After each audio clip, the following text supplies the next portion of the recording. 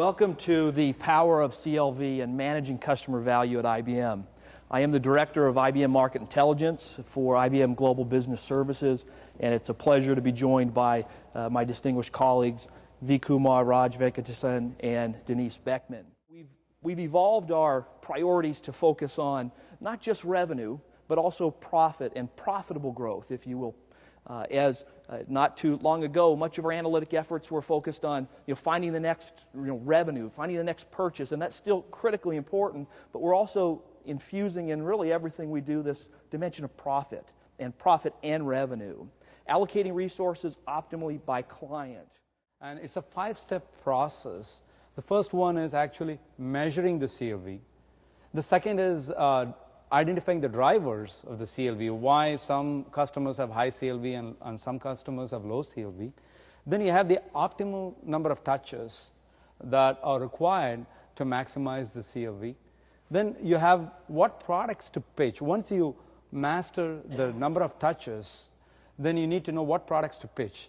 So once we master that also, then we reallocate the marketing resources to the right customers with the right product message at the right time. But what is unique about this approach in our current study is that we bring three key innovations to this modeling approach. The first innovation is forecasting marketing costs over time.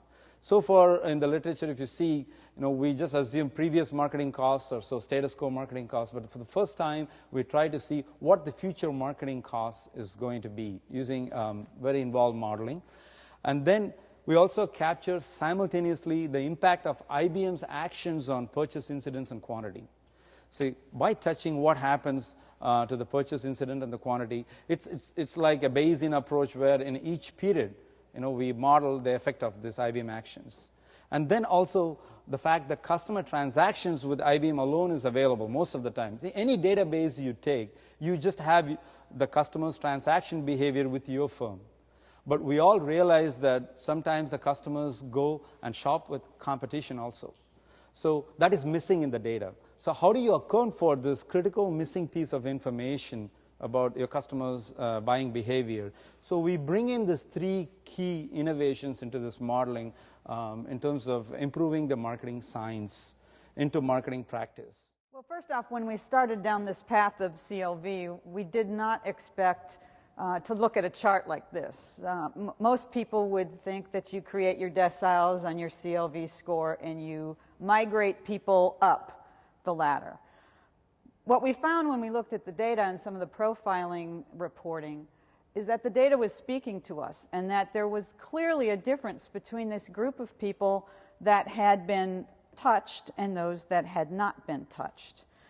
And what stood out to us was that in a group of people who had never been touched by our direct marketing in any capacity, there was a group with a mean value of $350,000. That's a lot of spending. And it was a pretty powerful message. We also saw that down here at the bottom, we had people that we were touching that we were wasting. We were very inefficient in our use of marketing dollars to go after these accounts because we were losing money. So the evidence was perfectly clear what we should do. And we immediately took the actions. In essence, to end this all off, IBM is in this transforming market. We can't depend any longer on where we got our revenues and our profits in the past. We've got to look in new places, turn over new stones. And with the innovations of being client-focused and the ability to select individual clients that we're going to cover, CLV has brought us closer to this client-centric organization that we needed to migrate to.